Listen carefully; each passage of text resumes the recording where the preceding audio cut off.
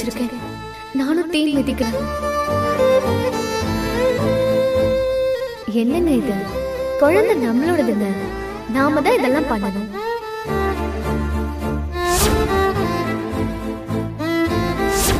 தயவு செஞ்சு இதை இப்படியே நிறுத்திருக்க. ஆதிரா, நீ தீ மிதிக்க வேண்டாம். சொன்னா கேளு. என்னங்க? எங்க சொல்றத கேளுங்க. ஆதிரா, உனக்கு இன்னும் புரியலையா? எனக்கு புரியுதுங்க. அதே நேரத்துல நீங்களும் புரிஞ்சுக்கணும். ஊருக்காக, ஊர்ல இருக்கிறவங்களுக்காக, நமக்காக, நம்ம குழந்தைக்காகவாவது நம்ம செஞ்சுதாங்க ஆகணும்.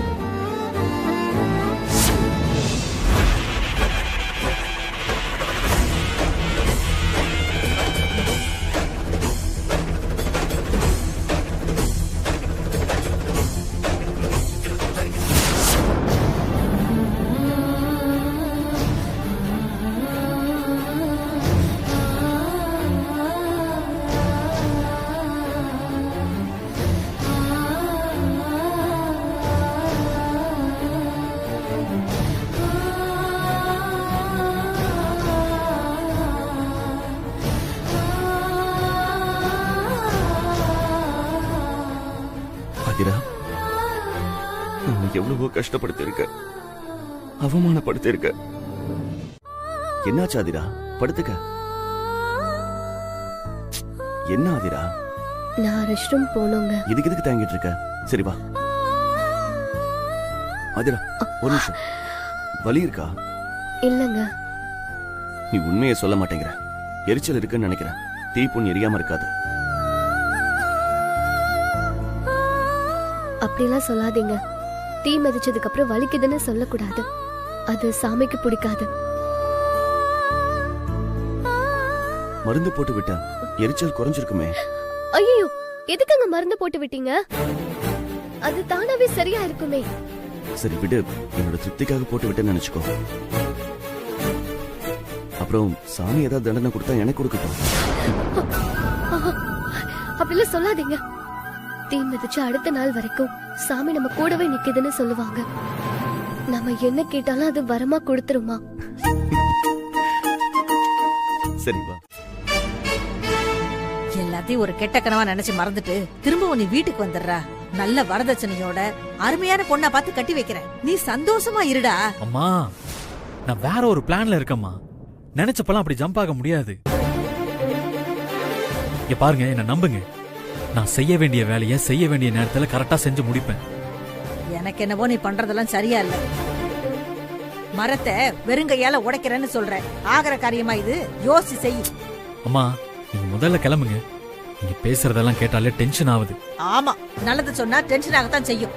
என்னமோ பண்ணி தோலை. உன்னால எனக்கு தான் ரத்த கொதிப்பு வரப்போகுது. நான் கிளம்புறேன்.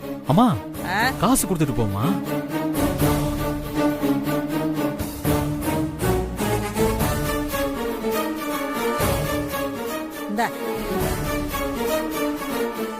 அம்மா, வந்த வழியா திரும்ப போகாதீங்க. சுத்து வழியில போங்க. சரி சரி, நான் பாத்துக்கிறேன். நீ சூதானமா இரு. என்ன மன்னிச்சிருக்க தாத்தா.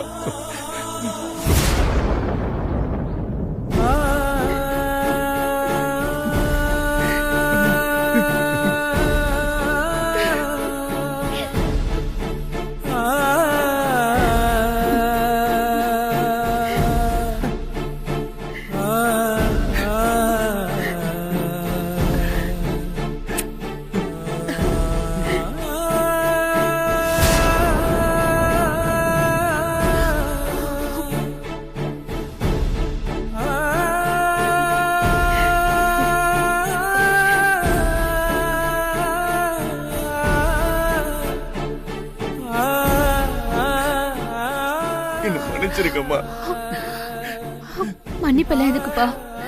என் மனசு மாறினதே போதும்.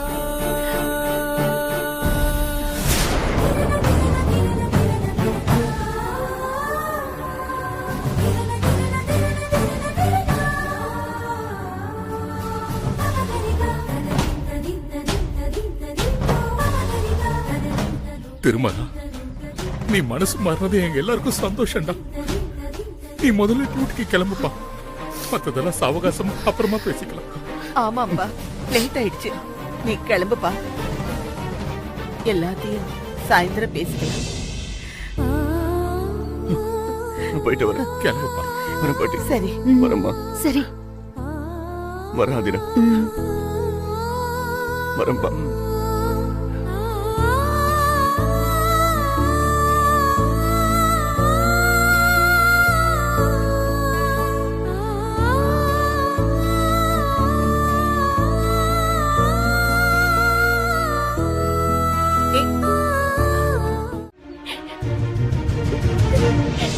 ரொம்ப நன்றிங்க.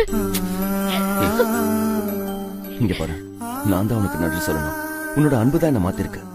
நீதான் என்ன மாத்திருக்க. இப்படி ஒரு விஷயம் நடக்கணும்னு தான் நான் சாமியை வேண்டிட்டு இருந்தேன். நடந்துருச்சு.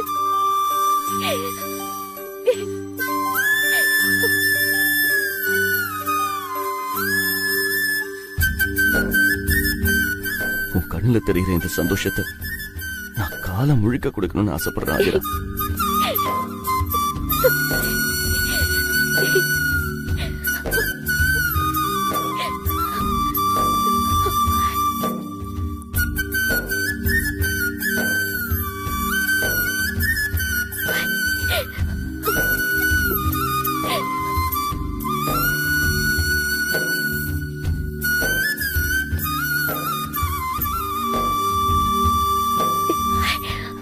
சரி, நான் வரேன்.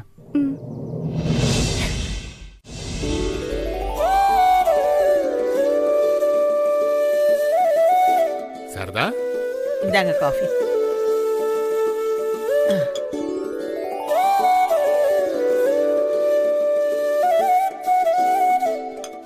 நீ காபி சாப்பிடலையா? நான் இப்பதாங்க குடிச்சிட்டு வரேன். ஓ,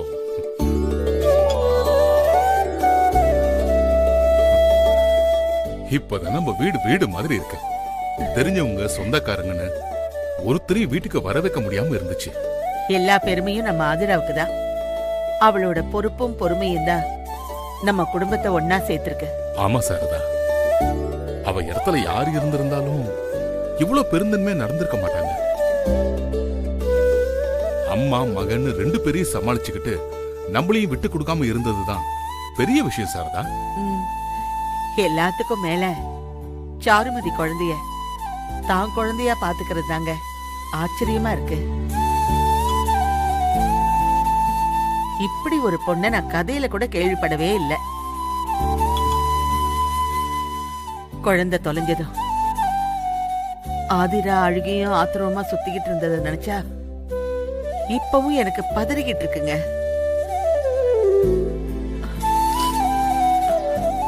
நல்ல வேளை குழந்தை திரும்பவும் கிடைச்சிருச்சு.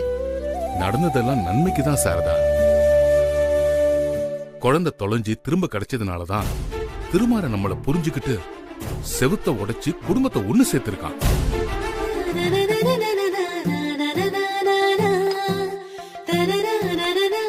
பேசாம ஒரு மந்திரவாதியை புடிச்சு உன் மக வாயை மட்டும் கட்டிட்டோம்னா அப்புறம் நம்ம குடும்பத்துக்கு ஒரு பிரச்சனையும் வராது. அப்படி ஒரு மந்திரவாதி நம்ம நாட்டிலேயே இல்லைங்க. நீங்க வெளிநாட்டுல இருந்து வேணா அழைச்சிட்டு வாங்க. வந்த ஆளு வேலையை முடிப்பார்னா வெளிநாட்டுல இருந்து என்ன, வெளி கிரகத்துல இருந்தா கூட நான் போய் கூட்டு வந்துடுறேன்.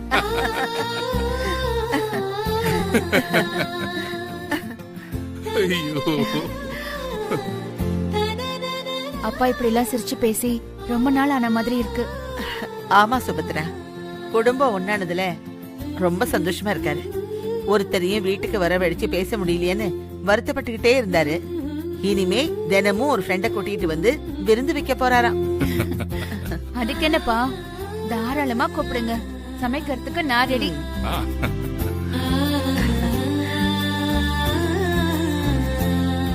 இந்த சந்தோஷத்துக்கெல்லாம் நம்ம ஆதிரா தான் காரணம். அவ இவ்ளோ சின்ன வயசுல பெரிய பக்குவத்தோட நடந்துக்கிறத பார்த்தா எனக்கு ஆச்சரியமா இருக்கு. அதுக்கு முக்கியமான காரணம் நம்ம சுபத்ராவோட வளர்ப்பு தாமா.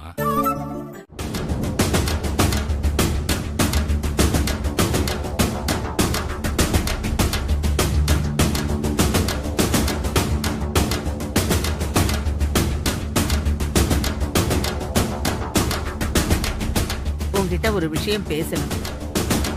என்ன? நீயே சொல்லு. திருமாறனுக்கும் ஆதிராவுக்கும் கல்யாணம் நடந்து ரொம்ப நாளாச்சு. அப்படியே அவங்க இன்னும் எத்தனை நாள் தான் இருக்கிறது? அவங்களும் தாம்பத்திய வாழ்க்கைக்குள்ள நுழைய வேணாமா?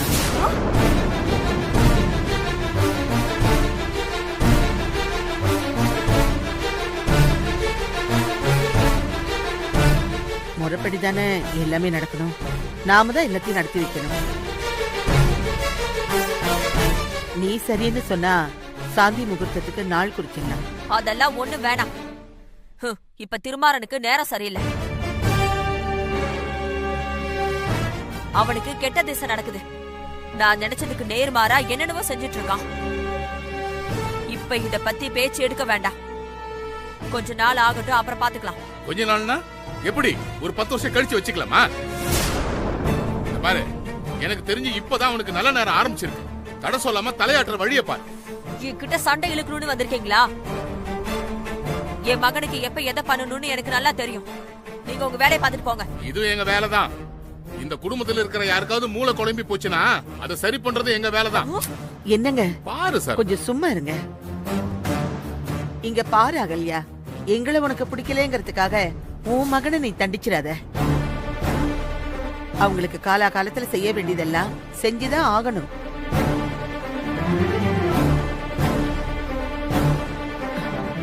இனிமே அவங்களை பிரிச்சு வைக்கிறது நல்லதுக்கு இல்ல. திருமாற ஆதிரா கூட வாழ்றதே எனக்கு சுத்தமா பிடிக்கல.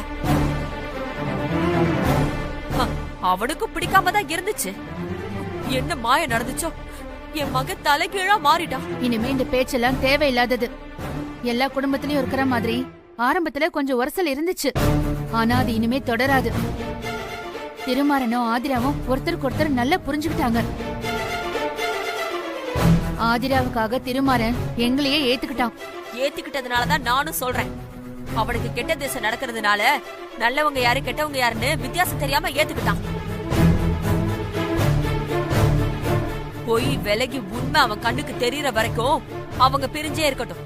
தாலி கழுத்துல ஏறினதுக்கு அப்புறம் தம்பதிகளை பிரிக்கிறது பாவம். பாவம் புண்ணியெல்லாம் எனக்கும் தெரியும். என் பையனுக்கு பிடிக்காத உறவை ஒட்ட வைக்கிறதுக்கு ஆள் ஆளுக்கு நியாயம் பேசுறீங்களா? இதுக்கெல்லாம் நான் ஒத்துக்க மாட்டேன்.